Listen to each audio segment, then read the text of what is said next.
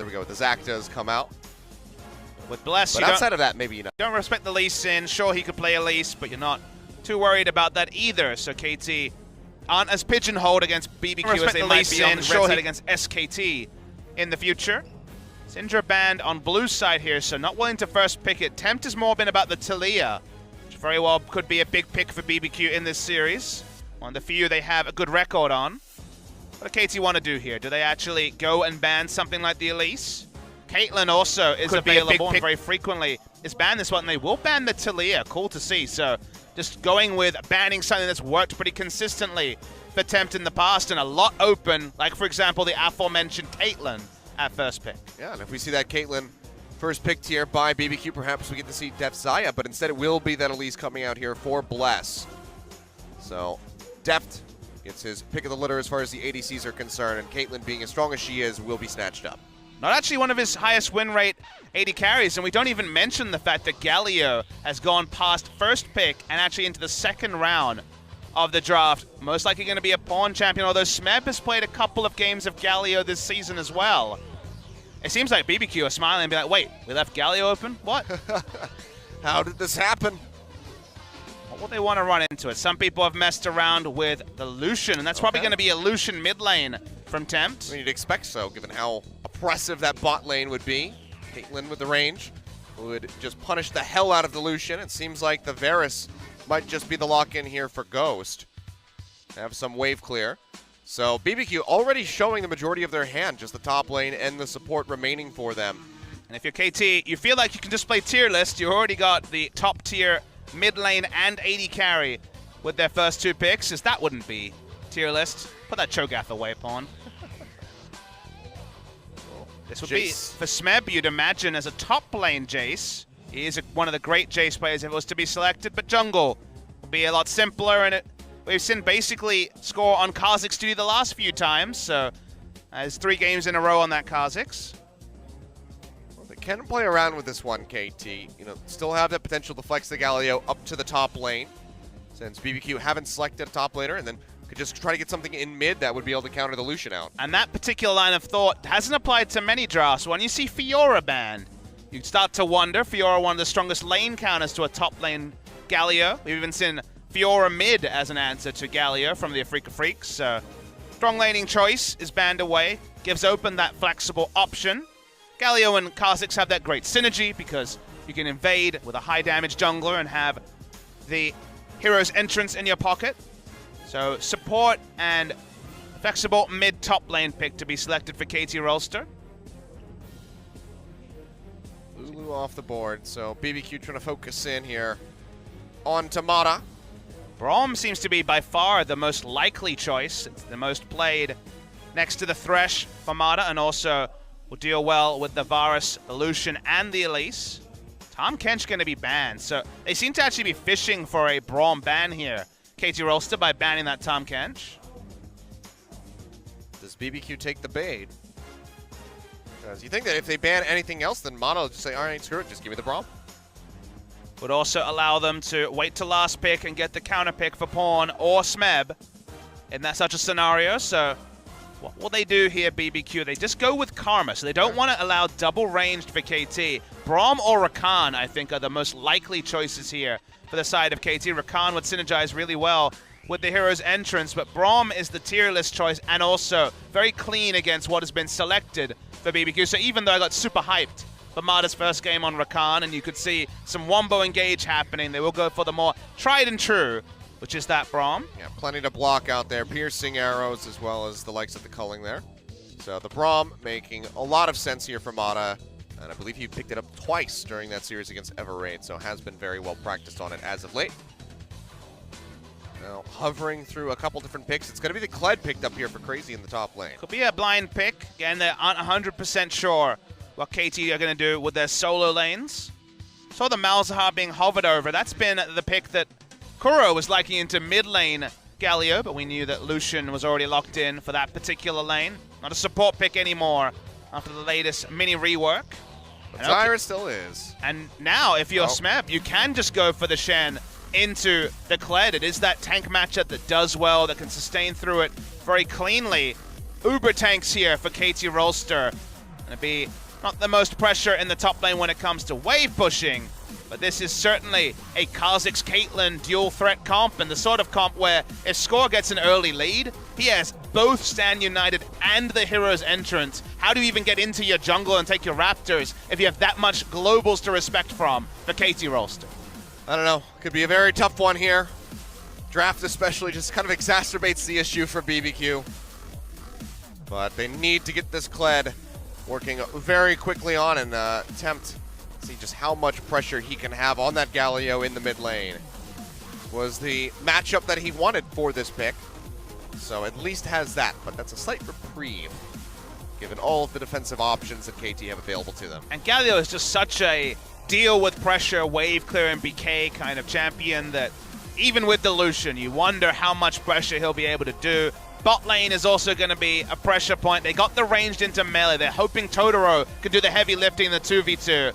But it's Defton Mata. It's the Braum that he's so comfortable on. We'll see if that actually works out in practice. Yeah, tough one here for BBQ ahead as we load in for game number 1. Let's see if they can put one on the border if KT comes up trumps as expected.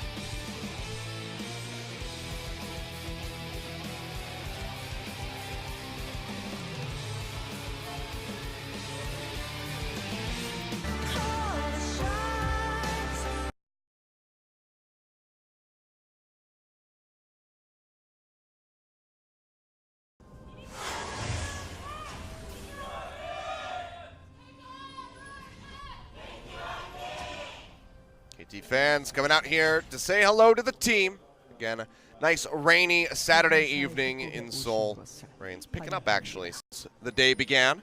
So perfect time to stay home and watch some esports. Kilios. These people are here to get wet for esports. We haven't had that in quite a few years, sadly.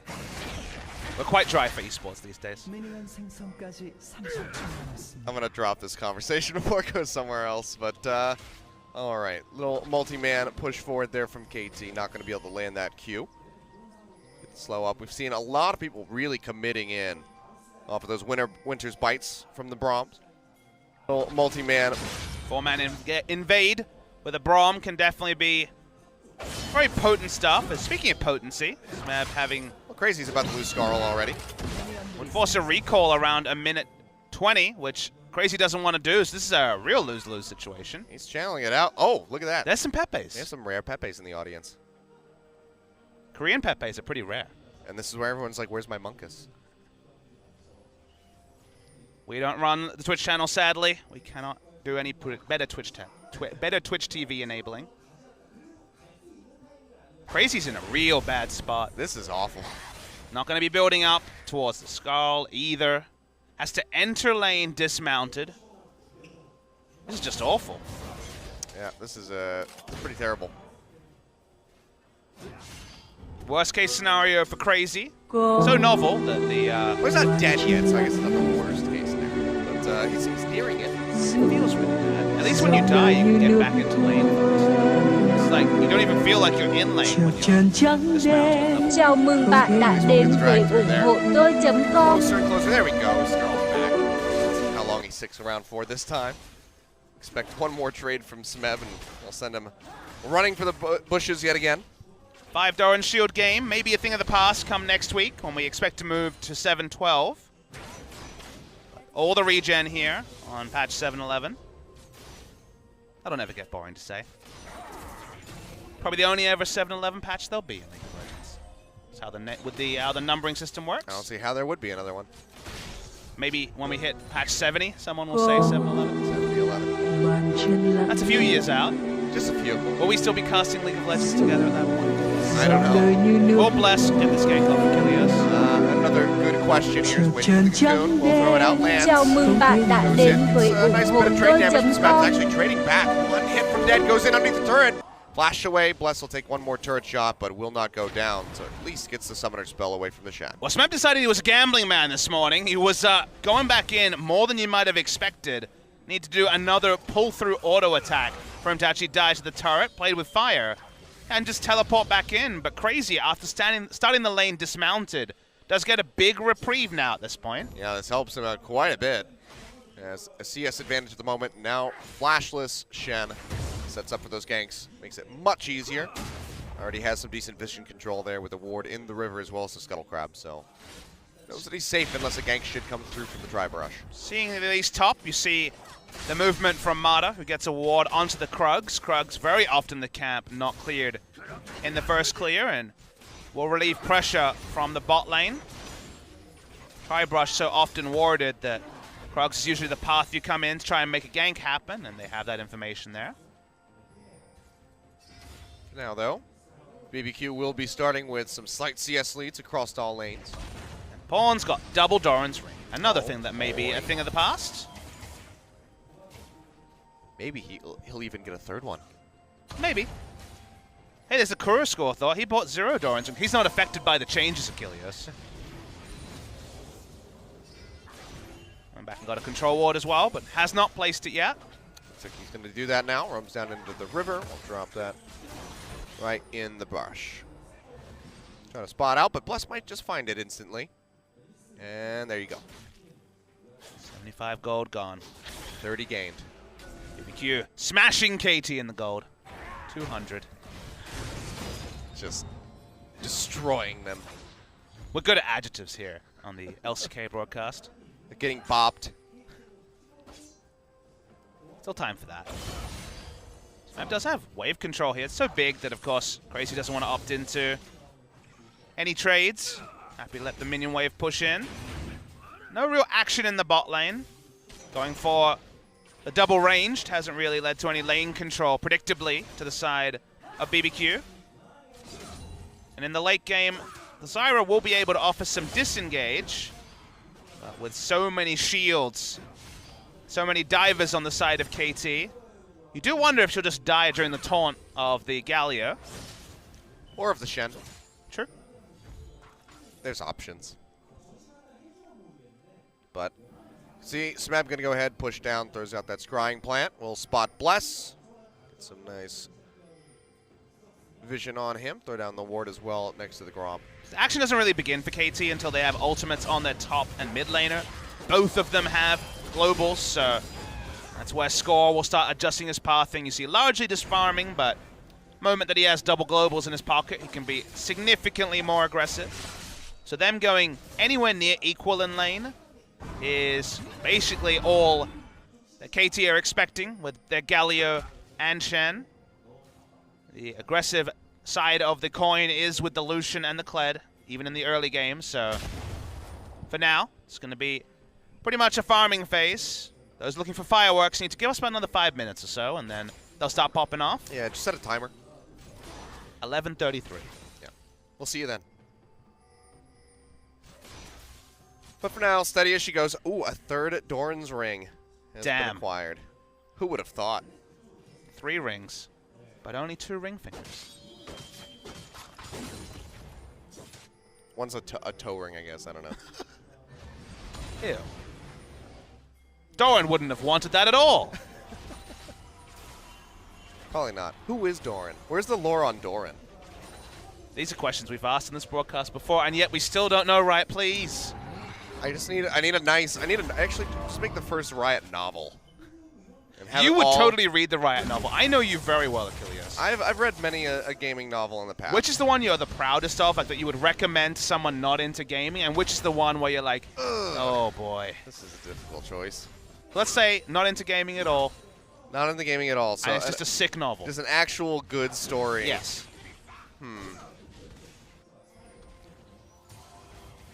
I need a minute. It's okay. Nothing much is happening on screen. I have till 11:30 to figure this out. Score and Mata through the mid lane, although Mata will just back away. Just wanted wards on the Raptors. See Mata doing his best to double ward the enemy jungle and remove any control from the side of BBQ. They have a vision advantage and double globals. It's going to be super happy times for KT. Though Crazy is keeping Smeb pretty honest on the top lane so far. I'd say probably it's from the Diablo novel series, The Sin War. Which is a 3-part, but if you just read the first one, okay, that's probably a good And what about the place to low start. light, where you're like, oh, I should not have read that? One of the ones that I should not have read? Probably either the Resident Evil novel, one of those, or the Halo ones. Okay. Good to know. The later Halo ones. Actually, the first one is very good. I take the executive decision of just not reading any video game books. That's fine. I don't think I'm missing too much. I was a young lad when I read the Halo and Resident Evil ones. It's about 2 or 3 years ago. Yeah, you know. Smeb's doing a lot in the top lane. He's getting down and dirty with Crazy. He's trying to bait him in. Has a shotgun blast, but here comes Score. Can he get the hit? Flashes in for it. Will get the kill in the end.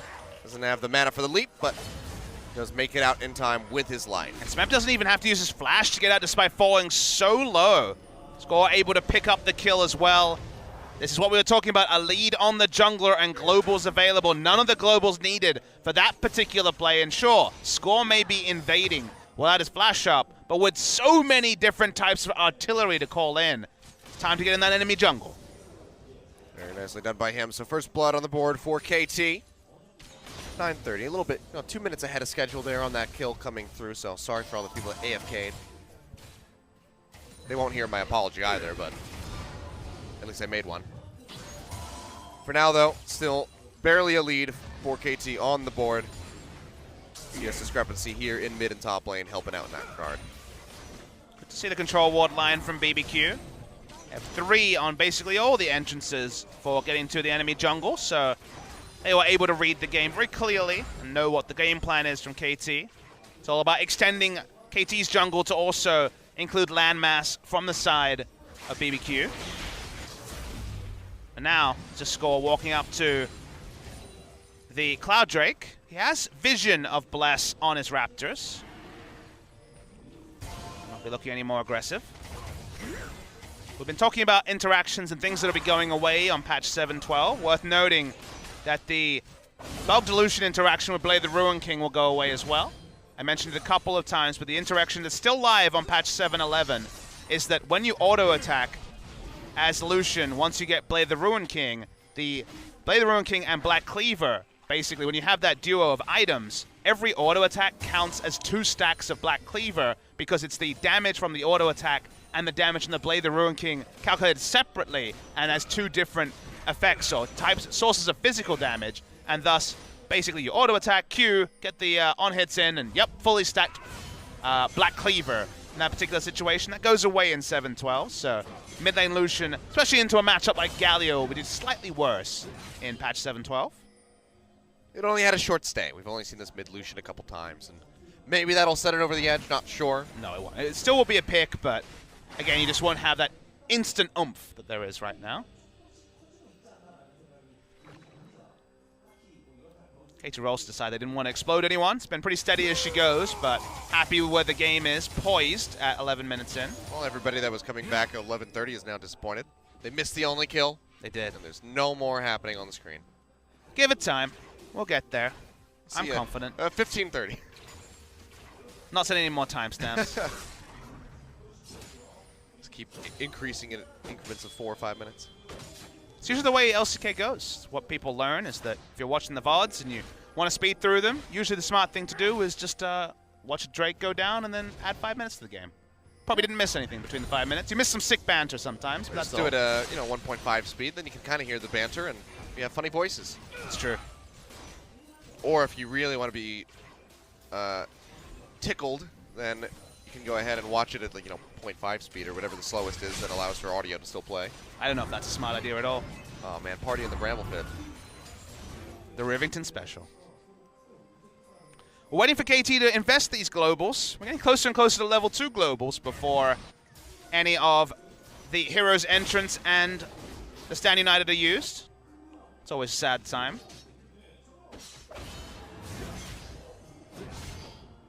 Matchup only gets better for Smeb in the top lane. Once you get access to more points in the dodge field as well. Feels like trades at all points are very even for Smeb and doesn't really have to invest his life to be able to hold in and wave clear in front of the Kled. So that's why it's always been valued as a pretty good pick into the Kled. It has a Tiamat to go ahead and match that wave clear coming through. So he's in a decent spot now, can just start getting beefier. Score spotted on a ward, but so is Bless. He's just having a laugh. Sweeper doesn't quite spot the wards. He doesn't know that he's been seen. Smeb trying to power his way to a level 11. But still about a minion wave away from that point.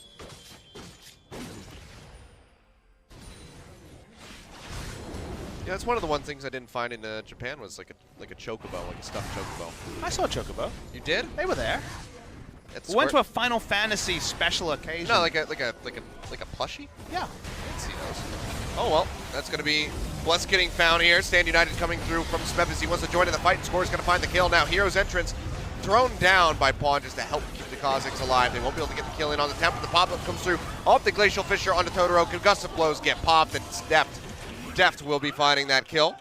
Invading all as one, but with the globe as we spoke of, Score lived so long with his Hex Drinker shield and also Hero's entrance invested on him. They get 2 picks, they'll turn it into a Drake, and these are the sort of moves that this comp is drafted for, and that was even with Score being seen on a ward and advanced knowledge being there for BBQ. You get a control ward line, you don't have that advanced knowledge, it's not going to be 2 kills, it's going to be even more over to the side of KT Rolstrel.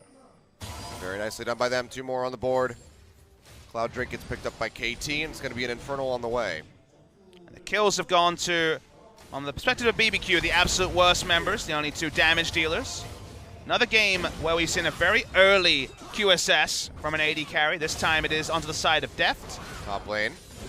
Smeb maybe in the spot of bother, does not have that flash, but actually the Cocoon will not connect. And that was not the best use of the ultimate. They're going to draw a teleport, but will it actually be fast enough? Yeah, it looks like the answer is going to be yes. They're backing off here. As Pawn will arrive, just to alleviate some pressure. Deft is there to pick up the slack in the mid lane. As rotation gets completed by BBQ, just sending Ghost and Totoro up towards that top side of the map. They just didn't really want to lane with Totoro with no flash against Caitlyn and Braum. They were worried of an all-in onto the Zyra, so looked for the lane swap after good item timing. Blade the Ruin King already completed from the side of Ghost. Mentioned that the QSS is there for Deft. Basically the theory here is that they want to put pressure on other sides of the map and want Caitlyn to be able to just push up and wave clear and go for turret damage. So if you think about it, the old build for Caitlyn was always Berserker Greaves, BF Sword, kill turrets. The QSS just to make that even safer, and you can work on the crit modifiers later because you've got a pushing build and also the ability to cancel out a pick CC. It's playing it nice and safe. BF Sword's there, so it has a decent amount of backup damage, but will be a bit lacking until we see the likes of that Infinity Edge get completed. These are Kazakhs to pick up the slack though, so too many worries there for Deft. Yep, and he already has that Hex Drinker, so doesn't really have to fear walking in to face Jack Blast, has that added bit of protection. And also just in these longer skirmishes with Totoro on the team, the Zyra innately going to be doing quite a bit of damage with those plants, so just that much safer. Yeah, early magic resist against, as you say, the hidden magic damage of the Zyra and Elise duo. Always a decent move. We won't need to invest too much further beyond that, but the piecemeal items will help you against the high base damages of those 2. KT already pushing up that ward line like we mentioned, waiting for them to go for the pick plays we said where there isn't advanced knowledge for BBQ, and the advanced knowledge for BBQ is becoming a lot more conservative. They are able to hold a control ward line, but it's around their blue buff and also the entrance to blue rather than the river vision that they could get a few minutes ago. Yeah, I mean, it's 3 just straight through the jungle over towards this mid lane. And nothing on that bottom side of the map outside of the river ward that's thrown down there for Crazy to keep himself at least a little bit safe. So, certainly lacking in that regard. Overall, the vision control here from BBQ leaves a lot to be desired. But it's kind of a reality. It's not really a criticism of BBQ. It's, well, this is what they're dealing with. This is what they're dealing with. This is where they can fight because otherwise they know that instantly they can be outnumbered in such a trivial way. Crazy doesn't have his teleport yet, and Stand United and Hero's entrance are pretty cool when it comes to fighting over vision. So it's the maximum they can get is Score once tapped. Pushing his way in here. Hero's entrance now coming through with the Stand United. Everybody just going to be piling in. Smeb says hello. He'll just tag in for that assist. Now Glacial Fissure coming through. His Bless will get popped up. Totoro over the wall trying to offer up his condolences at the least. But that's about all he can do. Bless will fall. 2 more picks over to KT, and maybe just a Rift Herald started up. Yeah, the global players are starting Achilles. We knew they were coming. It wasn't quite 11:33, but at 18 minutes we've seen 2 rounds of globals, and all Crazy can do is get decent damage on an outer turret while KT get 2 kills. They'll turn onto a Rift Herald. They would take the Rift Herald into whichever lane, maybe even help out the Shannon, put it into Kled's lane and extend the length of the lane and cause Crazy to slowly have to work down turrets before, walk down minion waves before he can even hit turrets. KT Rolstrel, 5-0. Way too early to talk about perfect games, but another turret is going to be on the menu right now. Yep. Go ahead, summon up that Rift Herald, charge through just to finish this one off. Don't think they'll be able to escort this very far, because there's several members of BBQ up towards this top side of the map. And just want to finish that one off. Now the Cocoon comes through, Score flashing over the wall, Culling coming down. As they try to chase in and finish him off, he will get the kill. Tempt just able to lock him in. Score turning back to actually fight Bless. He loses his life, and you had to mention the perfect game, Papa Smith. You ruined it all. Well, condemned to an imperfect game, but that was just Score not being respectful that BBQ could just be lying in wait, didn't have any backup. Galio did not have Hero's Entrance available. So we should have expected that they were going to be collapsing on the Rift Herald anyway. Where else would they be also on the map? There was one of those cases where Score had a brain fade, but at the same time, Def just walks bot lane, joins the Shen, and they'll take another turret. So they may have ventured too far in the top side, but still will get an advantage on the bot side. It's exactly where they want that advantage, because 45 seconds out, we will be having that Infernal Drake spawn. A bit too early for something like the Baron, even though they do have the tanks to go ahead and shoot through that damage. But Infernal Drake is certainly going to be the next prize that KT have their eyes set on. We'll see if BBQ can not fall into the trap that a lot of teams have and start looking at vision around the Baron pretty early, because, as you say, they're not the most Baron team, but because they have the super tanks and Kha'Zix and Caitlyn have both had decent starts. Still an outside chance that 23, 24-minute Baron can happen for the side of KT Rolstrel. Infernal Drake, like you say, more likely to be the first point of call, though. Well, BBQ's pushing in. They want to get vision control around this objective. Pick up the Scuttlecraft for themselves and have control wards down. They will actually start this. Pawn has TP and the Hero's Entrance. He's going to be channeling, but he's coming in from pretty far away. Will have the distance to get the ultimate off should he need it. Smeb goes in, two-man, Shadow Dash comes through, Hero's Entrance comes down, they're just going to pop up Ghost for Eternity, and Score is there to scoop up the kill. Strangledords getting a four-man knock-up onto KT as Smeb channels out on that Stand United, and they'll just go ahead and turn straight back up the river and take out Crazy. And maybe even take out the Baron Achilleos, because they get two clean picks. Bless has no flash. They were happy to fight after the Infernal because we spoke about early Barons. They're a bit risky when you're trying to sneak them with low damage. They're not so risky right now. Yep, Score gonna go ahead, heal up off this Honey Fruit. Smeb, Pawn, and Mata all very healthy to go ahead and start this one up, so they will go for the Baron, and it seems like BBQ has no interest in even trying to stop them. It's free. Yeah, BBQ, when they lose two members and they don't see anyone from KT on the map, they can put 2 and 2 together. 2 and 2 equals Baron in this particular game. Baron goes down. KT Rolstrel now 5,000 gold ahead. We see a replay of the fight, and it's the globals again. But when you see Galio and Shen, you should know what to expect. But the taunt into 2 as the flash Braum ultimate comes in, Mata. The amount of comboing here, they did not overlap much CC, even though they had so much initiation CC. Beautiful stuff from KT. Pawn can swagger walk away from a couple of members because he is Galio. He is already unkillable. Goodbye to Crazy. Goodbye to BBQ's hopes of getting the first Baron. And now they got a split push with Baron buff, and that's pretty cool. Yep. Smeb currently sitting at 100% kill participation as well. 7 assists. Secret Agent Shen has not died yet. Maybe he's being a good ninja for once. He's 007. That's what ninjas should be. They should be inconspicuous. And James Bond isn't exactly the most inconspicuous person. Have you ever met James Bond? No, I'm saying in the movies, he usually explodes onto the scene or something. Like, he'll sneak in and then he just starts shooting everybody, and they're like, oh, okay, Bond's here. I mean, it depends if you follow the theory that James Bond is the same person in all the movies, or if it's separate events. James Bond universe is kind of all over the place. Yeah. That's true. At some point, Doctor Who makes more sense than James Bond, and that's not a good thing. At least they try to pretend why he looks different every time. They can back it up with magic.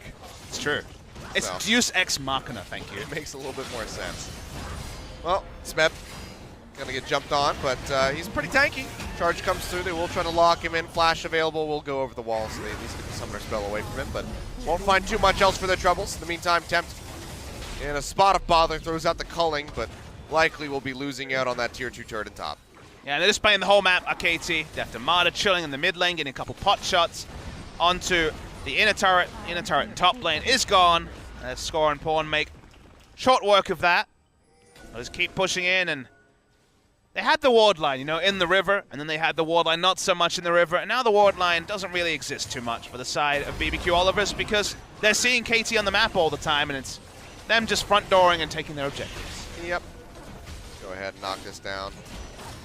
So yeah, nothing inconspicuous about this one. Depth's gonna go forward with the flash, tries to get that final shot in onto Totoro, but needed a bit more damage to register. It was a flash crit, kill shot, but wasn't quite enough, as you say. Yeah. Needed Pawn to land his gusts in order to pick up that one. Perhaps that might have been enough, but now Smeb's still just going to go ahead. Moving up these minions, doesn't really care about all the damage coming through onto him because the rest of the team is there to back him up. Hero's entrance is available if he does go low. Yeah, he was just walking up and waiting for his team's call on whether he should initiate with a taunt or not. Team thought better of it. Now they can all initiate. He's got a TP ready to go as well as the Stand United, so. Mada doesn't have flash, so he can't just flash ultimate start this, and Pawn will just channel the taunt, try to take it down. Maybe he doesn't even need the flash. Chain of Corruption coming down into the roots there from Pawn will Justice punch his way to safety, create some distance, and now they're just gonna go turn straight in on the blast. Taunt comes through, he misses the cocoon, and that's all she wrote. Can't even flash away in time. Everybody just simultaneously pouring in onto the spider, and she goes down, and KT will inevitably get this final inner turret. KT made it look so easy. They basically sidestepped what they were doing, squished the spider instantly, and killed the objective they were actually there for. KT Rolstrel, you know, we wondered, could they have the perfect game? And sure, it won't be statistically the perfect game, but when it came to let's show nothing, play normal, and win comfortably, we're pretty much getting that, Achilles. Yep. Well, Smeb is no longer 007. He's now 008. So it can't be James Bond. Unlike Daniel Craig, who is still James Bond, apparently. He can still be a secret agent at 008. Sure. But it's not James Bond. We haven't talked about secret agents till we had to find out whether Tucson was a secret agent or a double agent on support Nunu. He turned out to be a double agent. He was a double agent, for sure. And yeah, there's just no way back into this game for BBQ. They're too far behind. The globals are there. KT can dive. KT can initiate. They've only got 2 DPS dealers, but one of them is ungodly fed, as score is 5-1-2. Almost 100% kill participation. Only man with that 100% is the aforementioned Smeb. I'm just waiting for Mada to decide to flash ult someone. He's thinking about it. He's thinking about it. Man, Mada, when it's not a disengaged support meta, is so much more fun than Mada being forced to play Lulu Karma every game. Or at least if you could just be a lot more aggressive on the Lulu. Flash Wild Growth yourself, get a 5-man knockout. We're just waiting for that Alistair to come back. Yeah. Mada and Gorilla highly like that particular point. Oh god, sounds so good. Double F somewhere had a little shiver. It's like, no, no, not the Alistair. Please. Please don't. Pawn, taunt ready to go. Doesn't have the flash, however, so can't have the engagement off the backside of that. Just kite back, they get the calling out. Ace in the hole, connects in onto Bless. Heating that up for his team, and also stepping on the trap line as Def just fires away. Shen in the top lane, though, so they're continuing down this siege. They're making the rotation. We can't see the turret health. Just cutting their way back and forth. BBQ, no vision over that wall. He'll come back in. Pawn just missing that taunt in onto Tempt. Doesn't have flash himself. Chain of Corruption does go down. Just punch forward, looking for the Lucian. So they just keep whittling away at the turrets. Good wave clear on the side of BBQ from the double AD, and Zyra can even help. So for now, thwarted. When it comes to actually breaking the base, the last thing to dot the I and cross the T on this game. Maybe they'll just wait and get a couple of Drakes and Barons, I guess. Another Cloud Drake for KT. 2 stacks. Oh boy. Pick that one up, and it's going to be a third. Got to go fast. You know, the game's probably going to be over before the third. It very well could be. Mercifully, if you're a BBQ fan, I would say. They'll just push out, but you can see the gold lead. It's about even across everyone. Apart from at the support, even at the support role, so everyone is kind of contending with their opposite number being stacked for items.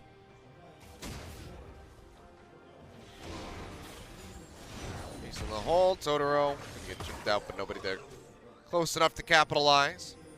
Would be going in a bit blind and want to be prepped for that Baron that is just now spawning. KT, do they just rush this down? Do they go for a pick? Seems like it's going to be the latter. Dashing forward there is Mata. Be prepped for that Baron that is fight. Now Stranglethorn's thrown out by Totoro, but he's going to go down. One more shot will do it, and Depp finds it. Knock up into the taunt, comes through, Tempt. The target will fall. Double kill going over to the Caitlyn.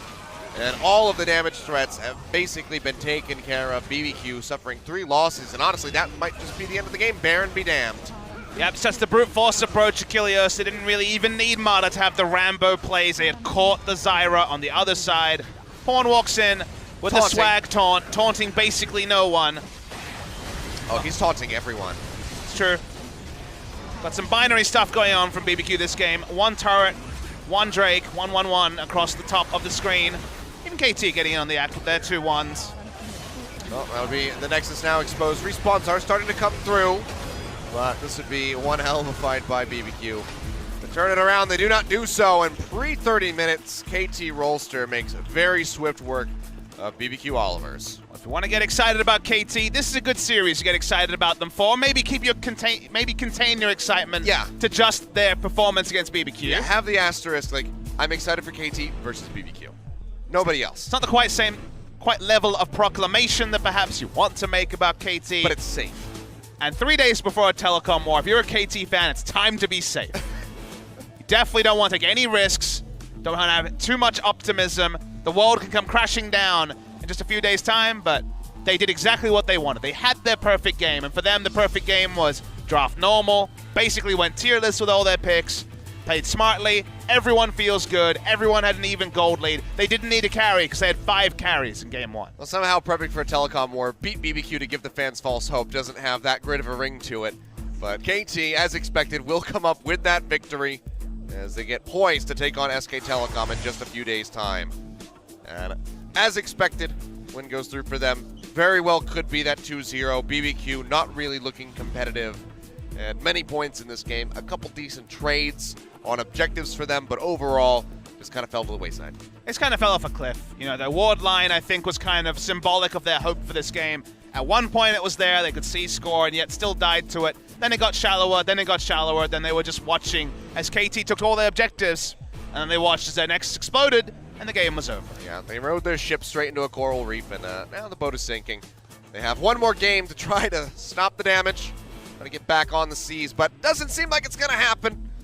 We're going to go to a quick commercial break, guys. And when we do come back, we will have Game 2, see if KT Rolstrel will, in fact, close this out nice and cleanly with that 2-0 victory, or if BBQ can manage to fire back.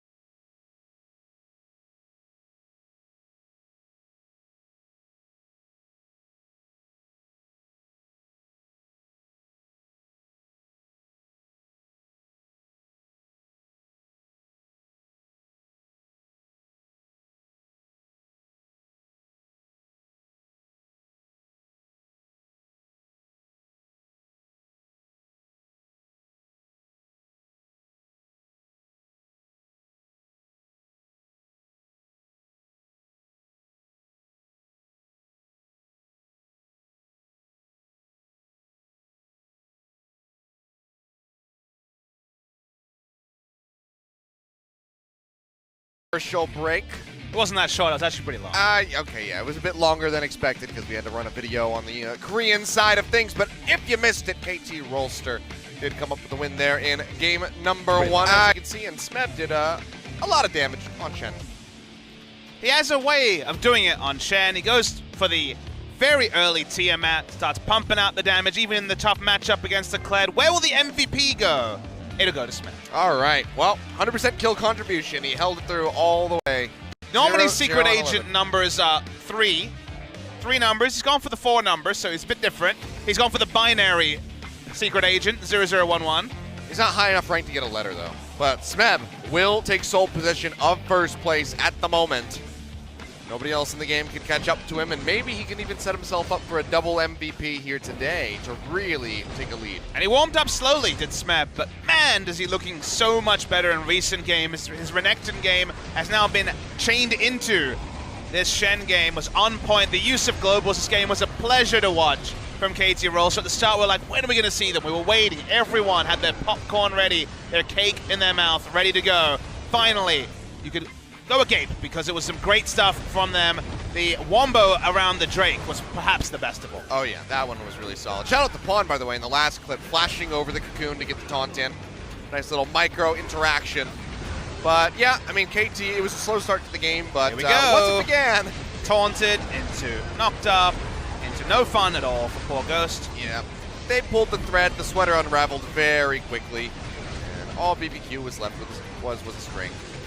It's one of those things where SKT maybe learns don't leave Galio up, but they kind of knew that already. So I mean, the learnings are not there, and Score also chaining together Kha'Zix's victories this season. I think better advice would be don't play against KT Rolstrel, but they sort of have to do that, so it's a bit of a pickle that they're in. But rough stuff here for BBQ. Great stuff from Smeb and KT overall. Barely giving up any kills or objectives during that game. Smeb trying to reaffirm himself as one of the best players, if not the best player in the world, like we were touting in 2016. You know, he's always in the conversation. Even if sometimes he's falling away in current form, KT have a roster of players, Pawn included, who at times have been one of the best in their role. So when they can turn it on, we get to see some great League of Legends, some individual plays worthy of the MVP tag. Earning an MVP on KT Rolstrel is always something to cherish.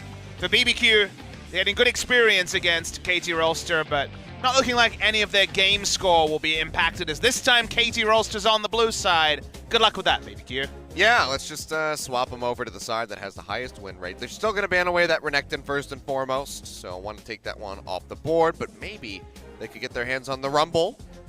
Fully expected to be banned, however. I kind of want to see KT play Xayah, so I'm hoping it's not going to be a Caitlyn first pick, but it's going to be a lot available when you can afford to ban LeBlanc on blue side. Could just be taking the Elise as well if BBQ cannot find a spot to ban it. But because Score on Lee Sin is not as scary a proposition as some of his other picks, there's the chance that'll be left open in this game. It's a couple moments there, but so far the Galio banned away. Do we see Taliyah? The Taliyah off the board is the question here for KT. Because right now, BBQ, they got to rack their brains depending on what is banned by KT. Elise available. As you mentioned, Lisa, not the biggest priority, but Caitlyn is there. And it's going to be the Syndra yet again away from Tempt. This will potentially leave the Taliyah open for BBQ. Actually like the Taliyah more on blue side than red side compared to some of the delay champions. Her shorter range means that her denying Baron and other objectives seems a bit cleaner on blue side compared to red. So not as high value as the red side ban from KT onto the Taliyah. And the Karma is actually going to be interesting. They can choose. They did ban lots of range supports in the second round of the draft in game 1, largely targeted at Mada. Oh, it's going to be Caitlyn yet again. Over Elise, interestingly. Now maybe this is just they don't want to play Elise before playing against SK Telecom. There's always mind games to be discussed when we're in situations like this. BBQ will still be happily picking up Taliyah and Elise, and when it comes to power picks, it's a great duo. They have a lot of synergy with each other, great for roaming as well, so BBQ do get a large amount of power on the red side, depending on where KT want to go with their draft. Can they make it work? is going to be the question. Flip back over to KT here, running down the clock, taking their time with this one. Could you see the Kazakhs come back out? Rumble's available. Oh, so, yeah. Hey, look at that. Well, it wasn't going to be taken by BBQ because Crazy is not a great Rumble player.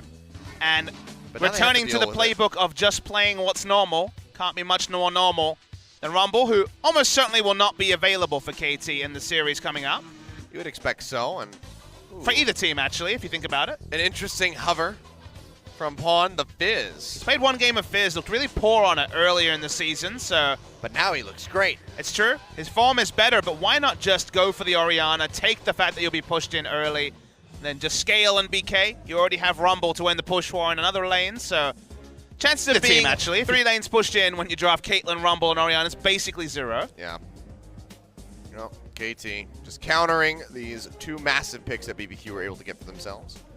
And now, seems like they want to take this Braum away. Could just try to draft an ADC before the bans come through from KT, and that's going to be the thought process here as they pick up the Varus. It's actually more likely to be a Braum ban, I would say, from BBQ than a Braum take. If you look at the comp KT's running, Braum does actually basically nothing. He just kind of dies in AoE to Orianna and Rumble, so very low value to draft Braum on the red side. He can block the harpoons. Oh, yeah. If he's in range of harpoons in team fights, probably got bigger problems. Yeah. Probably either just ban it away or... I mean, if they really did want to take it, they could, but yeah, the Varus here makes a lot more sense before the champion pool gets limited. Speaking of champion pools, they want Score to play something other than Kazakhs. We're sitting at 4-0 in recent games on the Kazakhs, so trying to force him away from Ultra Comfort. Maybe that will prompt the Lee Sin that's up and down from Score to be drafted in this game. Well, as expected, with the ADC selected, it's going to be the bottom lane still focused out here. Smeb, kind of, you know, pretty confident in his Rumble here, so they'll go ahead and just get rid of that Lulu. They don't want anything that BBQ can use to die slower. That's fair. They want to die fast. Yeah. Well, they kill them fast, get out of here, and enjoy their Saturday night. I wonder if Score will show Rek'Sai in this game. Will be a good ball carrier.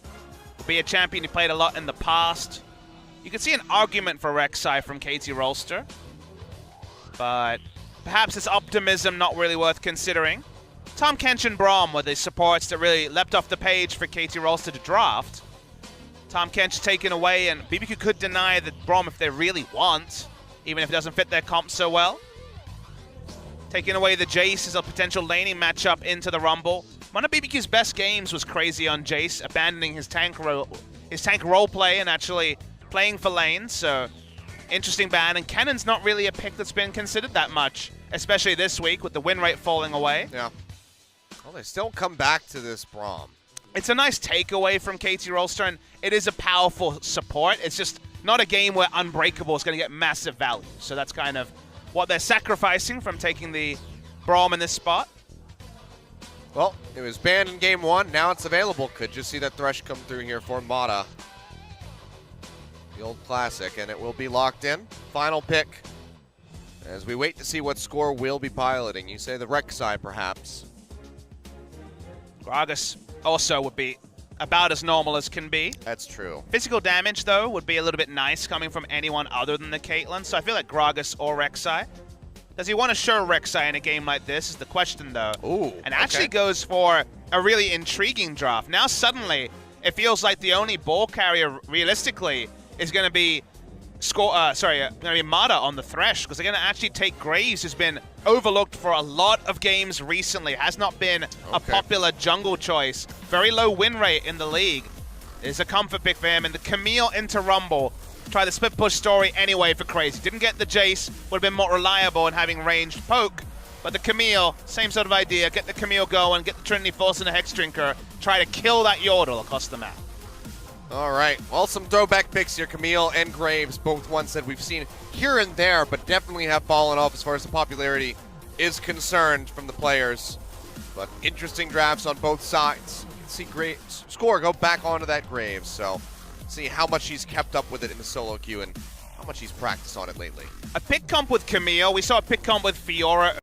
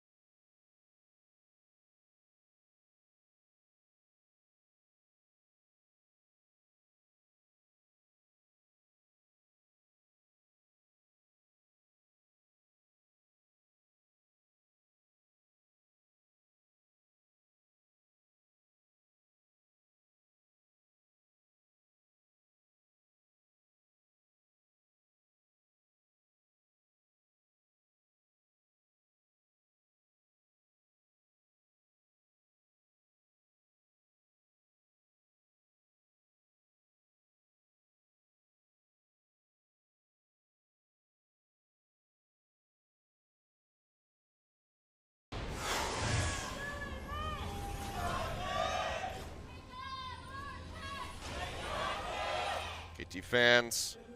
Feeling the wind, or the wind, feeling the wind. We're inside. Feeling the wind. Did someone fart? It's on the horizon, maybe. Was it you? No. But someone, if they're feeling the wind, then you know. All right, well, it's a big audience. It could be any one of these people. That's true. We have to interrogate Do you see any likely types when you look out at the crowd? Anyone look a bit bashful when you look out there? I mean, a lot of these girls when they get on camera. Well, there's actually a pick coming onto Smeb. He's all alone. Will be forced to flash. Wow, nice invade. But it's a predictable one, right? It's a 5-man invade with the Braum coming in, which is such a standard thing, and almost caught out Smeb. It was him! That was really loud. He's hiding his face. That was very loud. Calm down over there. I found him. I see what you were up to in year 1. You were definitely the person dobbing on people.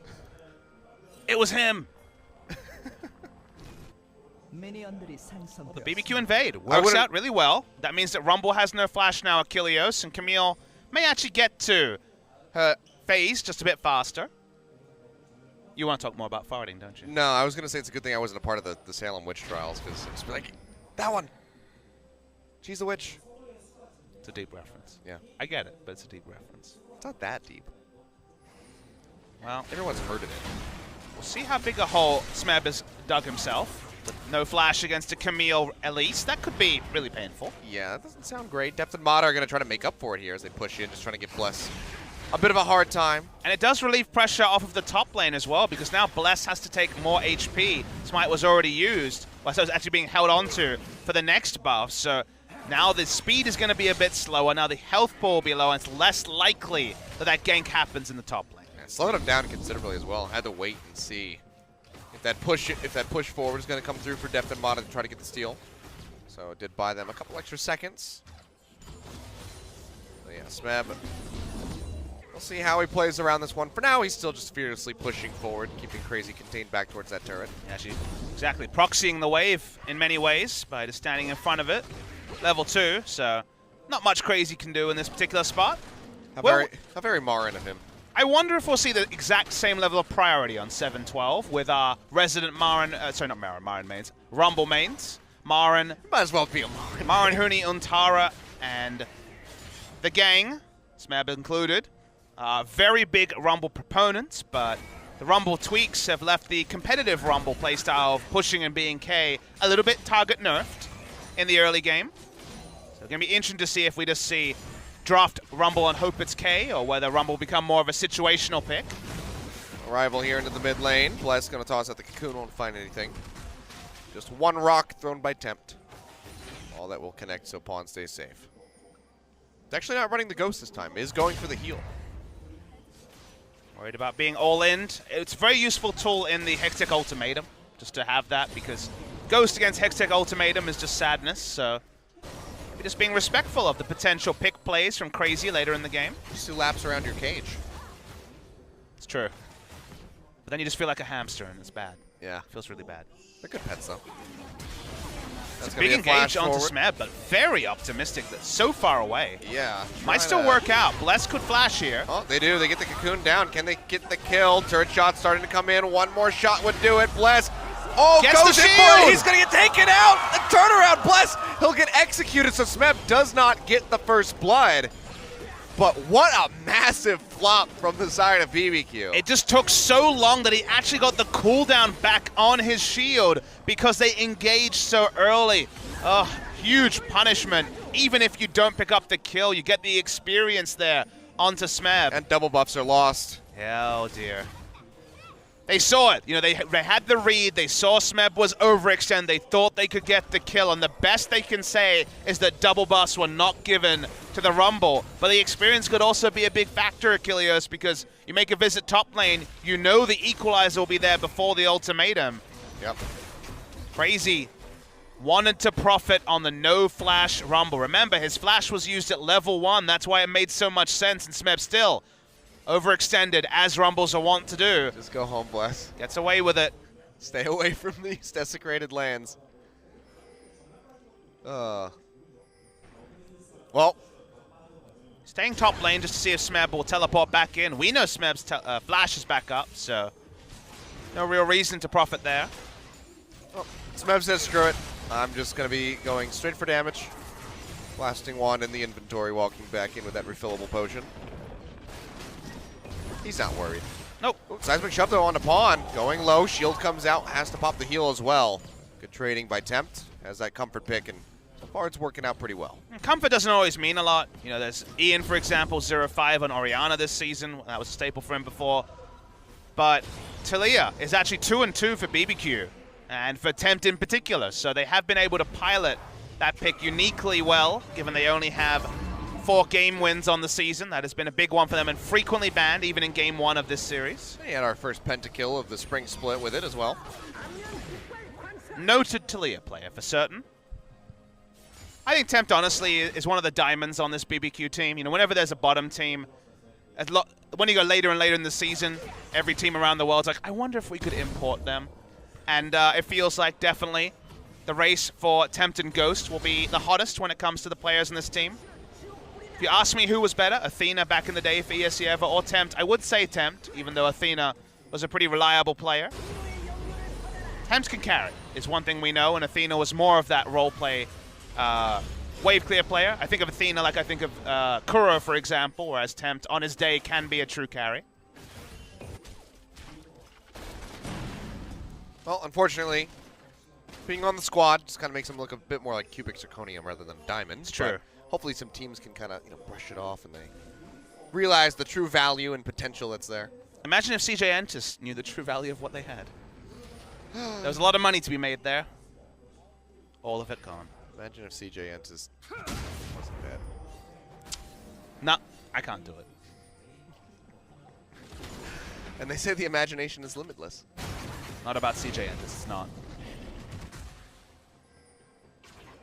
Well, no value gotten out of their level 1 attack onto Smeb. If anything, more advantages to Smeb, who's ahead in experience, if not in gold. Is that one of those things where if you found like a magic genie in a lamp, you'd ask for him like, I wish CJ Entus would be good at League of Legends, and he'd be like, I cannot grant your wish. It's like wishing for more wishes. If you used a magic 8-ball, it definitely would come up like that. Science point to know. What do you think it says when Score asks if I ever win an LCK title? He might win an LPL one. Try again later. Try. Oh boy. You never. This could be the split. It could always be the split. Hope springs eternal, Achilleos. I'm pretty sure that he'll win one before he retires. Or he'll go to another region and win a different title. That's true. A lot of rumors that may happen, but then KT stacked the roster, so he stuck around to finish second twice. Hey, we'll build everything around you. He's like, okay. It all worked out. Goodbye, Hachani. And then he crushed Hachani. That's why they jungled against each other just a couple of days ago. Check out the VOD if you missed it. Ever 8 winners versus KT Rolstrel. Yeah, it was one for the ages. Things I didn't know I wanted. Well, the Weaver's Wall. Oh, well, 90 caliber net won't get depth over to safety, but the Dark Passage will. So, a nice little attempt there by Tempt. Inadvertent. But they don't get anything for that. Use that window where you have the pushing advantage on the Talia to make the roam play. Nothing doing for Tempt in that regard. Items starting to come together for the Orianna, and the soft counter pick, or at least the window of strength for Talia, starts to go away. Scorer's decided he's just going to farm. He's playing PvE. Doesn't need to gank anything. You should go kill that spider camp that's in the jungle. Okay. He's got the red buff, makes it easier to take. But yeah, for now, just hovering around. Some nice forward vision's actually expiring at the moment by BBQ, but spotting out around the Raptors in the red buff as they both die. So this time, credit Score to them for getting him there. Score was spotted invading, but it's going to put down a ward, so not looking for any more serious of invade. KT don't have quite as much artillery to call in when they go for the invade. He's going to start the Drake, but the ward is going to expire. Yeah, they'll see this, so they know that they've been in vision. But seems like BBQ not that interested in contesting over this Ocean Drake, so they will just let this one go. Left and Mata just getting the safety, keep catching those waves, and try to catch back up in CS. Infernal going to be the next one yet again. So maybe things will get a bit more interesting when that spawns in 6 minutes' time. Got to be optimistic, Kilios. One can hope. I mean, we did have a kill, but the Turret got it. Turret's got a bounty. I think Turret should get bounties. If you get a triple kill as a Turret, it should be worth even more gold. That would be neat. I mean, there's just not enough executes in the game. Maybe if they really buffed up the turrets and made them, like, just destroy you, then that would be a cool little mechanic. A cool little mechanic, or I guess phase of the game that exists right now, is that when the AD carries finally have their first recall, so many different things can happen. That's actually really fun to just inspect where supports go, because the moment they back, supports, build Moby boots, start roaming. Maybe they're going top lane with their AD carry. Maybe they're invading for vision. For example, we saw Totoro just invading for vision as Mata was considering going around the mid lane. The chance for the roaming support has returned to the game, and that's always fun to see. Well, control ward in the forward brush. Not going to spot the ward that Score walked over. So, Crazy, perfectly aware of where he's at, and see Bless and Tempt are actually going to be responding to this. Maybe we have a fight on our hands.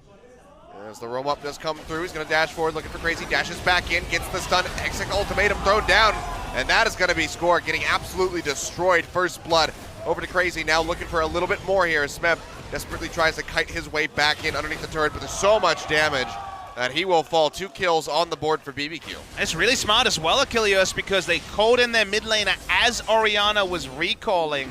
They had everyone in the exact right position. Bless had to flash, but was there for the cocoon. KT undone, the control ward, sure. Knew they had exclusive vision of the forward brush, but didn't have that information with the increasing trend towards laning the top lane brush, even in the 1v1. KT thought they were just gonna get the icing on the cake and start the snowball, but actually BBQ, we already complimented their draft. They have the split pusher, now the split pusher has a gold advantage. Yep. And now we get the ever elusive mid lane rumble. And Smeb TP's in on covering his lane. So I'll just go ahead and pick up these minions. Try to keep his head above the water, but nice little lead coming in here for Crazy, who has almost got all the components of that Trinity Force completed. For the Stinger and then the completion goal. Then Smeb will definitely need Score to make revisits top lane, because we'll find it hard to walk in and trade. Whenever the Hextech Ultimatum is available, you don't have that same disengage potential, so we'll lose pretty heavy-handedly in the Trinity Force trades. Mata's here this time. Not spotted. But Deft is. So there goes that. Another school of thought is to just bring in your bot lane and try to take the turret, end the laning phase. Gonna try to force him out. Equalizer not quite available to just fast clear this wave. You see the recall has come through though from Ghost and Totoro. Weaver's Wall down. Elise was on the bottom side of the map, so Deft is able to walk up for now. Mata there for range on the Dark Passage. They have a control ward in here. Will be spotted out, so that's going to be the full retreat from the side of KT. Got the turret rather low. Have not been able to take it yet. First brick would definitely help them get back into this game, as they find themselves at about 1,000 gold deficit at the moment. And they're happy to stay, because for KT, a 3v3 skirmish, you do have the equalizer, Achilles. You do have the ability to win at 3v3s. So when it comes to the 1v1, they know they can't really deal with that. But in a scenario where they're even numbered and there's not a vision advantage, KT do have a good chance of winning a team fight. Gonna be a 5-man roam up towards that top side of the map as Pawn and Score look to join in the fight. Deft pushing forward, looking for the hits. Spiderling will block on that death sentence there from Mata as the Cocoon comes through into the Chain of Corruption. Hasn't been targeted out that much. Yeah, the Equalizer is thrown down to the backside. Goes up, must come down, and that is going to be Bless getting stomped out. Pawn finds the kill with the dissonance. Crazy comes into the backside of the fight with that TP, and the Weaver's Wall thrown in. But really just defensive one to make sure that that Camille can get out safely. Yeah, the use of the Lantern here has been super good from Mata. Considering the re-engage doesn't have W available. So if he flash hooked, there wouldn't necessarily have been the backup for a play like that.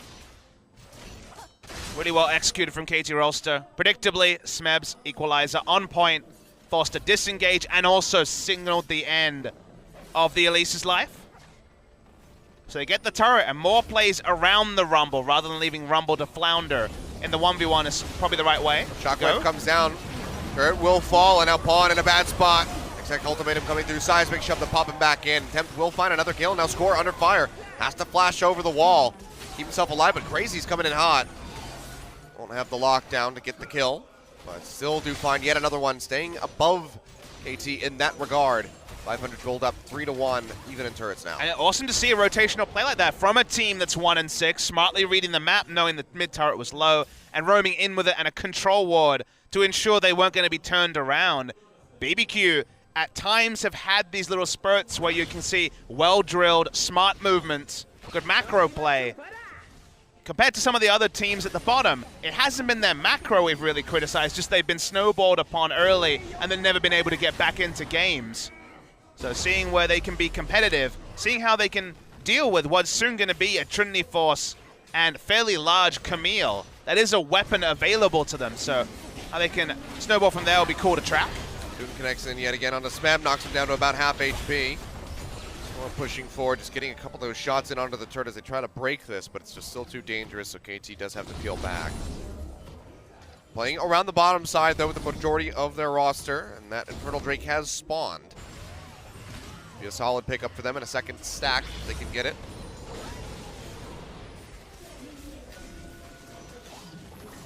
The control ward advantage, that's something here. Terrain always so important to talk about. No teleport available. Gotta be careful. Crazy. Kuhn not going to connect, and the smite away there from Bless. Going to be keeping tabs on that Infernal Drake as best as possible, but neither team really in a position to go for it. Smeb can run top lane and be there to teleport, so a bit more restricted in their options here. He's charging straight over towards the pit by the look of it.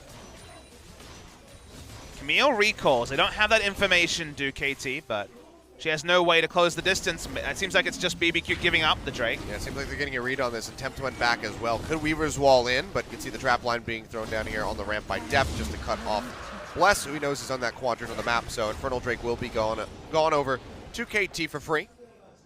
Getting your minion waves in order makes it kind of a lose-lose for BBQ in a scenario like that. They wanted to send Camille top. They want to get objectives, but they didn't have the teleport to match. Now, it's going to be a big pile in here from KT in the bottom side of the map pawn. Throwing out the ball, but really short there on the shockwave. Not nearly fast enough, but it will push them back. It scares off Ghost and Totoro long enough for this turret to go down. So 2-1 in that regard. KT nearly bringing the gold back to even, still down by about 300.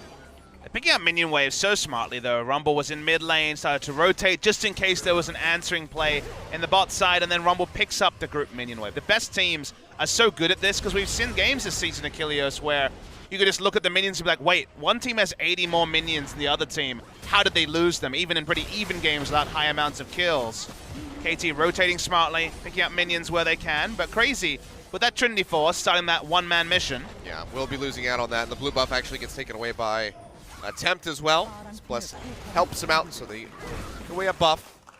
So nice little push in there, and BBQ, I mean, even if Smeb had tried to go up towards that top side to contest and hold on to that turret, he would have been caught out by the Talia and the Elise. So nice little good positioning from BBQ in that regard. And they maintain a lead.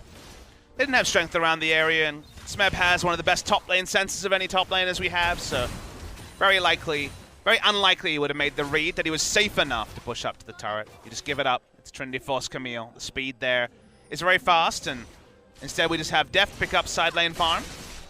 Deft has played more of a tertiary carry than this season than he has in previous teams especially. He was kind of EDG's shining weapon.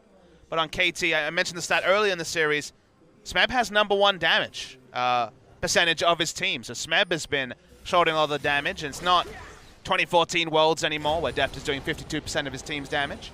He hasn't needed to. They have played a couple of the Cogmore comps, but more recently has been other members of the team stepping forward. Meta right now seems to be a lot of Berserker Greaves and then a bit of AD and just focusing on turret killing rather than going for early Infinity Edges or potentially team fight builds on these AD carries. Taking the measured approach. QSS, BF, Sword, and Berserker Greaves. They are the new core of AD carry builds. Deft and Bang both agree. Yeah. Prey probably sits there and discusses. No more Ninja Tabi. No. 2% nerf was way too much. No lethality to deal with cleanly. Oh, well, you see that equalizer had come down. At least goes up with a repel, gets popped back in by the Very Flay. nice Flay. Yeah. Well timed, making sure that he can't get close enough to the wall for the flash, so he does go down. So, well done by Mata. Another kill on the board here for KT. They'll continue to push around their pressure in the bot side. Finally, looking to get that mid lane turret that has thwarted them for a little while now. It's very healthy. So something like the Shockwave might be needed here. Chunk out where they can. Wave clear, of course, from Ghost is very significant at the moment. The wave is very far away, so KT gonna have to back off of this one for a while. Dev's hovering close enough that he can get those headshots in. They step on the trap to try to clear them. In the meantime, Smeb will get launched on. He's dead. And yeah, he's just gonna die. No Zonias to try to delay time. Dev will put another kill on the board for himself. 3-0 so far, and just like that, BBQ turned things around. They do, but to a point, right? It's a kill with no backup objective to be claimed. They already have the mid lane turret. The waves are in a horrible spot in top and bot lane, so not of the biggest variety. Equalizer came in. Bless had nowhere to go. Watch the play, though. It's the cool part here. Play comes in. Nothing he can do. Interrupts very cleanly. Smeb's still dead. This could give Crazy a decent amount of time on that bottom tier 1 turret. You know how quickly he takes these. Maybe an objective they just have to surrender. Actually sending multiple people bot lane, or at least cheating towards the bot lane with the Thresh and the Graves. Seems like they want to go ahead and get a catch. I mean, Deft is here as well.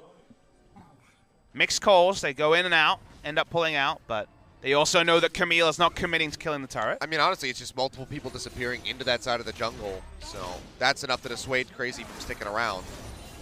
Pushes a big wave into the turret. They chip it down considerably, but still will not be taken yet. So maybe it's just the mind game plays from KT. If that's the case, then very smart of them. They are maintaining a gold lead, BBQ, sorry, over KT Rolstrel. Largely through the lead in the mid lane, 3 kills and also a 20 CS advantage. So Tempt on the Talia, can't be surprised that it's working out very well for the side of BBQ, and Tempt in particular.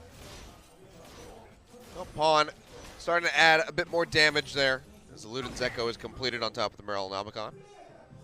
He's been in a bit of a rough patch as Tempt is out CSing him, 30 up, 3 kills up as well.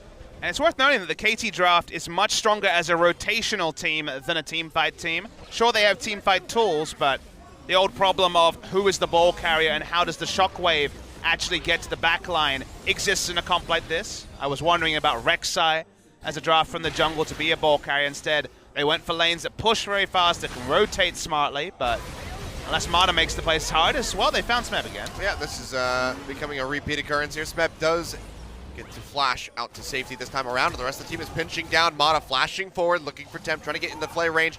Hook not going to connect, and Crazy trying to TP out. No way to interrupt him, and they will just go ahead and get out of here. And now everybody's attention is down on this bottom side of the map, where Ghost and Totoro, they're pushing in for the tier 2. So really nice movements yet again for BBQ. And no equalizer to clear the wave out from far. He can't even walk up. You see Smeb just sticking at the inhibitor turret. Nothing he can do, like you say. Running KT Rolstrel around the map in a manner you wouldn't expect for BBQ. Sure, Smeb was able to get out and buy time, maybe get the Zonias for the inevitable next Hextech ultimatum. But every time you see Camille walk up to Rumble, headaches exist for KT Rolstrel. And during those headaches, BBQ are making smart decisions. Yeah, all that KT get.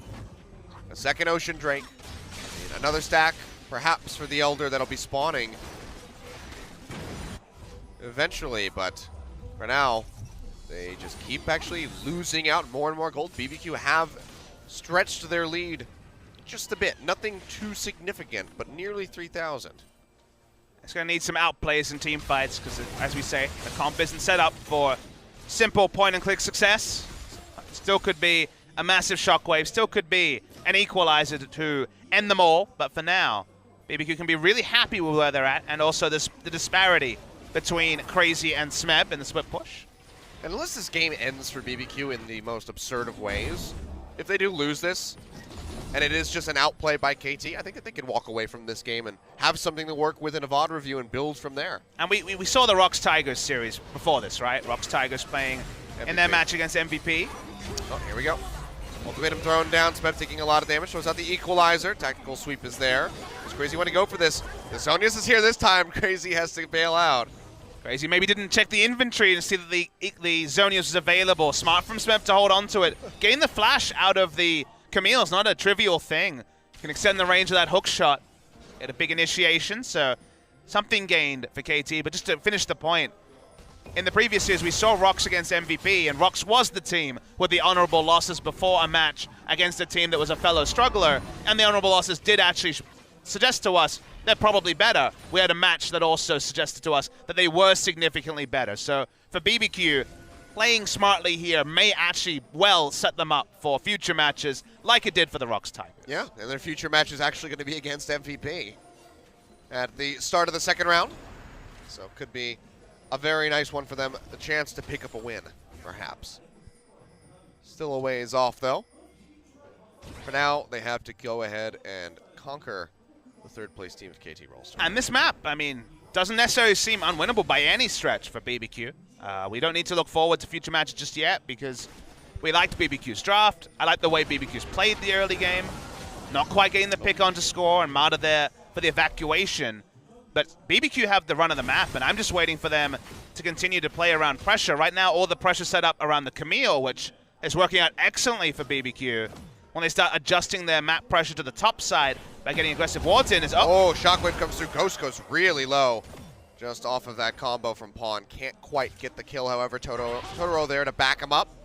But still, you can see that Orianna starting to work out. And the lack of wards also around the Baron starting to cause a problem. So let's see BBQ shift that attention to the top side. That as well. Crazy's going to sort himself out just fine, as we can see. He's gone Ravenous Hydra, so he just really wants to kill Rumble. Yeah, he wants to get the kill. They have slightly less pushing power, but a whole hell of a lot of kill power. Well, Zonia's is there, so Smeb can at least take solace in that for now. We saw, how willing he was to hold on to it. So it's not itchy on the trigger finger by any means. So Crazy just trying to bait out the Zonias before he uses the Hextech ultimatum. It seems like not really a possibility. Death pushing in. Just want to get the Banshee Veil away with the ultimate there. Ace in the hole. Playing against the clock, though. Almost was in range of getting caught out by that Elise, but does make it out safe. Let's just discuss a small point. It's kind of a high-level point, but not much is happening in this game. BBQ is warding and playing around their strength, which is the Camille over the Rumble.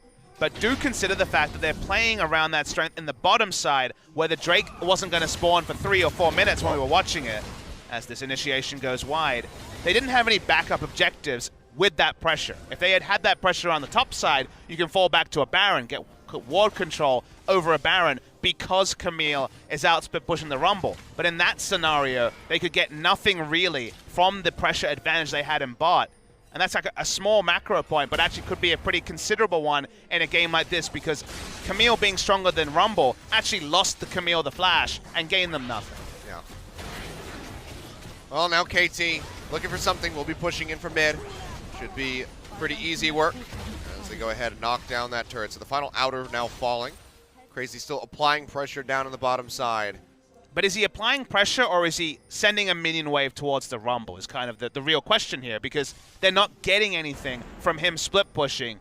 It's just like if you had a Vayne and a Caitlyn trading CS in a side lane, it's benefiting the Vayne, even though the wave is going faster to the Vayne than it is to the Caitlyn. My solo queue explanation would be, well, it's not my fault you're doing nothing with the pressure I'm creating.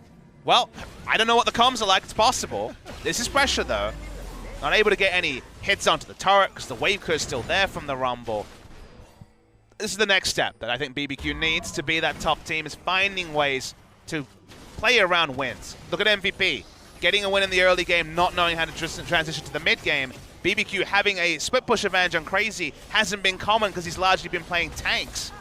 And yet playing around Elite's not a trivial thing to learn at the highest level. They finally do so as they get that turret. Yeah, Hextech ultimatum comes down onto Smeb yet again, but Crazy's going to hightail it out of here. Ooh. Hook barely going to miss. A couple pixels more. Might have had that one. Get a little bit more damage off the backside of that from the equalizer, but Crazy will be able to leave, but the flash is yet again down. They do lose an objective. Finally, BBQ takes something out, but they have to use a lot from the side of Attempt and Crazy to make it happen. KT still get their buffs on the bottom side, so they aren't being counter-jungled. Still, no movement from BBQ on the top side of the map.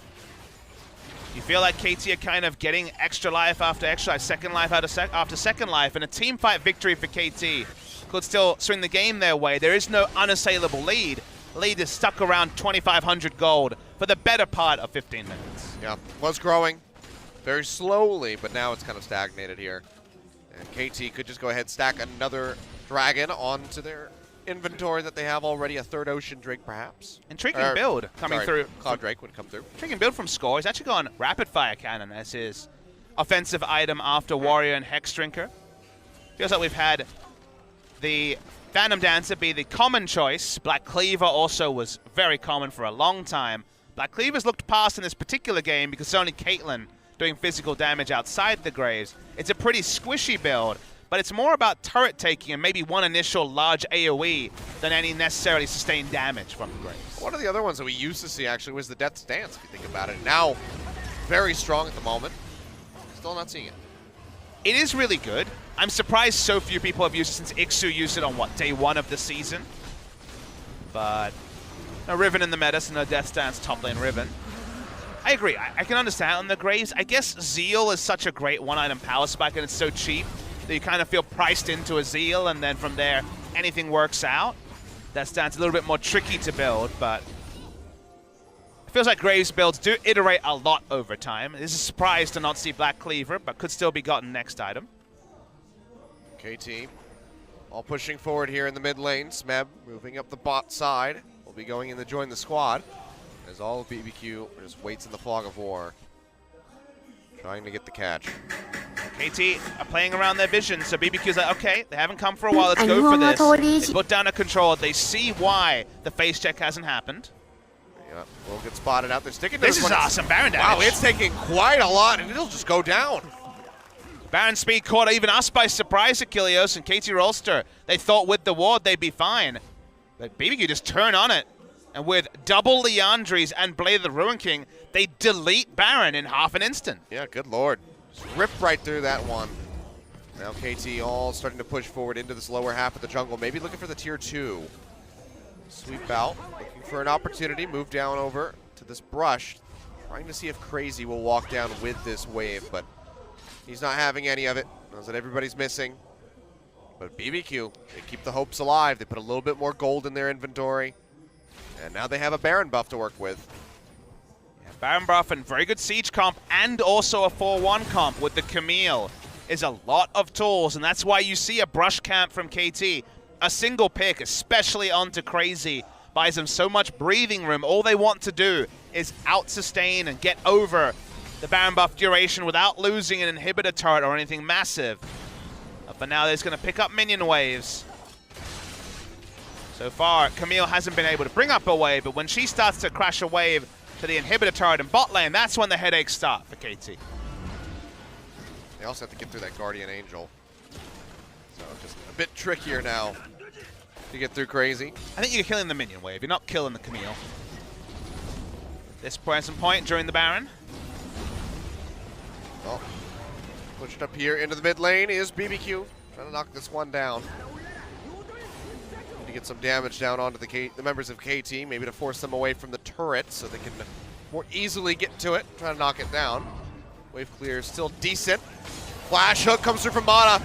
Oh, Dark baby! Passage thrown out attempt. Will get leapt on. One more shot will do it. Pawn finds the hit, and Mana, there we go, comes up clutch with a Thresh. Yeah, big game player Clutch underrates how strong a player Mana is. Casual, flash, hook, and the Dark Passage to pick up the kill. Beautiful stuff, and that halts BBQ's onslaught during the Baron. That was a Kriegasm play if I've ever seen one. Good job, Mata. Excellently done.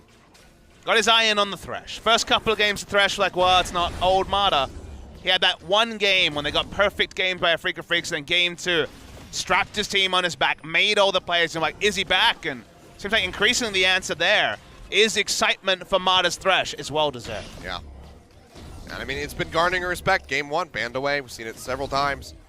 And all of it culminating into that play. We'll see how many more he's got for us here in Game 2. Tem's kind of played that situation like he had Cleanse. I can't 100% recall how much vision there was, but in my head, if we see the replay, maybe we'll get confirmation. It seemed like there was vision. His score's going to die fast. Yeah, he's going to get just chunked out. TP has to be canceled. And he was just all on his lonesome. Yep. He went for a merry walk and was killed by a Camille. She's level 18 with a lot of items. That was dumb, Score. And he has no armor. So, goodbye and good night. KT will pull back. A couple of uncharacteristic mistakes from Score this series. The Kha'Zix in game 1 face checking and dying, and now he's going for a merry walk on the Graves. Well, trap line set up here by Deft as they try to hold on to this turret. Like I said, wave clear is still very strong from the Caitlyn. The Headache is still very strong with the Camille, who is ungodly strong and is sitting on probably some gold. Just went and bought a Giant's Belt to complement the Guardian Angel that was completed earlier. Yeah, why the hell not? Just, you know, pick up something like a Randuin's. Yep. Frozen Mallet. Randuin's, and then maybe the Death Dance. Just chuck it in there. Oh, dear. Really unkillable. Yeah, that just sounds dirty. But, yeah, he's got a lot of AD. When you're this far ahead of anyone who can answer you and you just function as a big initiator with the Hextech Ultimatum, it is a really big problem for KT. They're going to have to really outthink BBQ, make big plays around the map like Marta's a few moments ago to deal with the fact that no one can enter lane against Crazy. And Smeb, sure, he can clear minions next to Crazy, but another Baron buff where Crazy can set up for 3 minutes, they're going to lose multiple inhibitors. There's nothing he can do. Well, 30 seconds out from that Elder Dragon spawning. It's a 4-stack for KT. BBQ going to have to try to stop this top lane as well. That's since not going to connect. Crazy just rotates his way out. We'll let Smeb have that wave. Weaver's Wall coming through. Pawn makes it to the other side in time. Keeping himself safe. But it's all about this Elder Dragon now. BBQ pushing in, trying to get deep vision. And KT unknowingly standing on top of this. Cocoon comes down, Chain of Corruption as well, and Mata just gets destroyed. Tempt comes up with the killing blow, and BBQ, they want to just go straight into this one. Oh, Crazy. He takes a lot of damage as he jumps in on the score. Will get that GA popped, so he does a lot of damage, but he's not tanky at all. Smeb now going into the zone. He has to. Pawn gets the shockwave, finds the kill, takes out Crazy. Now Bless comes down off that rappel. Almost goes down, has to flash away to safety. But in exchange of kills, Mata goes down, Crazy goes down. But BBQ, do they just start up the Elder Dragon? Looks like the answer might very well be yes. Okay, KT was just going to be completely rolled in that scenario, but the equalizer was put largely to stop BBQ from initiating, and the shockwave onto it was big. This is only a takeaway Elder Dragon. How much of it can test? Looks like a lot of it can test. The TP's coming through, 3,000 HP left on this one score. Can he be the ace for this squad? 2,000, they're backing off, and it will be taken by KT. BBQ back off the fight, and now it's 4-stack Elder Dragon over to KT Rolstrel. A lot of respect shown by BBQ, but because Crazy was dead, and Crazy has most of the gold, they make the informed decision to pull away. Baron respawns in 30 seconds. This time, KT Rolstrel will not allow it to go for free and have a buff to fight with it. Over. It's big for KT Rolstrel. They could make that happen. Could have gone so much worse. Mab in a bad spot, though. He's going to get pinched on. Tries to take out Ghost, throws down the equalizer, but it's a bit shallow to really maximize the damage in onto the Svares. Pops the shield there of Temp, but he's just going to die in the end. And now Baron spawning in 10 seconds, and it could be a 5v4. I mean, it will be for a long time. It's 60-second death timer for spawn. 50 seconds of time. They're going to run at the Baron. They're going to try starting it. KT Rolstrel rolling the dice. Look how much damage they already have. It's down to half HP, but Bless is coming over. Will be spotted. They know exactly where he's at. Denying the vision, but the control ward is down, and it will be taken. Could have maybe had the steal if he got into the pit, as Deft was the one to get the killing blow, but now double buffs here for 4 members of KT. In the end, drawing everyone to kill Smeb was actually just fine for KT. They traded up from the scenario because the members chasing him did not have teleport, did not have a way to get back to the Baron, trusting in the damage of the Elder Dragon. Elder Dragon 4 stacks, a lot of true damage, so even the tanks are doing respectable damage to the Baron. They pick up the objective to have Smeb spawning in 10 seconds. KT Rolstrel, even though they didn't have a strong Orianna initiator with the ball, have made good macro choices. BBQ also have played a good game. We're going to see a replay. This could have been the explosion for KT Rolstrel. Things could have gone a lot worse. The moment the equalizer comes down, because you wait here, you see the initiation comes through onto score once again. The equalizer doesn't necessarily look like it's going to be the right one, but combined with the shockwave, everyone sits in multiple ticks. Huge shockwave from Pawn spares KT from losing the maximum. And now with the Baron buff, they're starting to knock on the front door of BBQ. I mean, it might even spare them from losing this game where BBQ were in such a strong position. KT now firing back. Knock down that inner turret, the first one of the game for them in that top side of the map. Mid likely to be the next target. Some recalls already coming through. Map is pretty bare from the side of BBQ in terms of wards. Because that we're hitting full items, only 2 control wards actually in inventories. Well, Smeb is feeling a bit more confidence. He chases in on the crazy. The It is whole a team is Camille. piling in. This could take a while. Ace in the hole.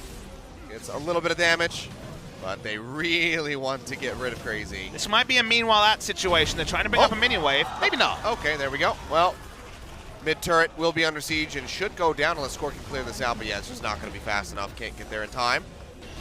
Mata, flash available. Does he want to go for anything crazy? That's going to be the flash play. Goes into the hook, finds Totoro. Chain of Corruption down, but it doesn't matter. It's not saving the life of his support.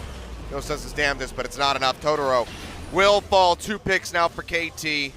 Baron buff still there, and they will be pushing through looking for the rest of these turrets. And Bless is not strong enough to walk up and tank any initiations. This should be free objectives for BBQs. Oh, Interrupt. Ghost. Yeah, being delayed out. The equalizer comes down. He's burned down to half. Has to flash into the pit. And that is just the wave clear being taken away from BBQ. Lots of damage in onto Deft. Oh, boy. Almost goes down. Yeah, wow. Holy hell. That's with some magic resist as well. He has some Kuro Scimitar already, this Deft. On is hunting. Finds Ghost. He has Vision of Used. And up. Shockwave's back up. And, oh, goodbye. I don't know why Ghost stopped moving when the ball was in there. That was dumb. If you know, they react to movement. Oh, God. But there's the critical strike you don't normally expect coming through from both Score and Deft at the same time. Should break the base.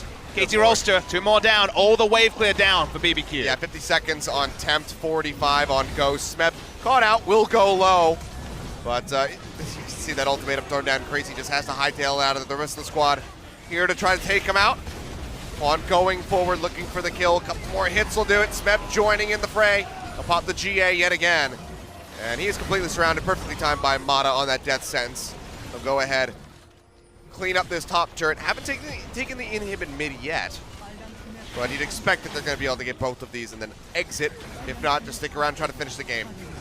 Seems like that's going to be the choice here as Totoro gets hooked up yet again. Will go down before he can even use that Glacial Fissure. TP coming through to keep the minion wave alive.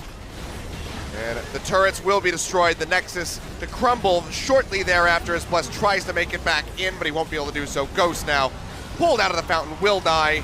And KT looked really rough there in game number 2. Will be able to close out that 2-0 victory for themselves. Now, KT Rolstrel, just like SK Telecom T1, will go in with a 7-game winning streak into the Telecom War. Both of them look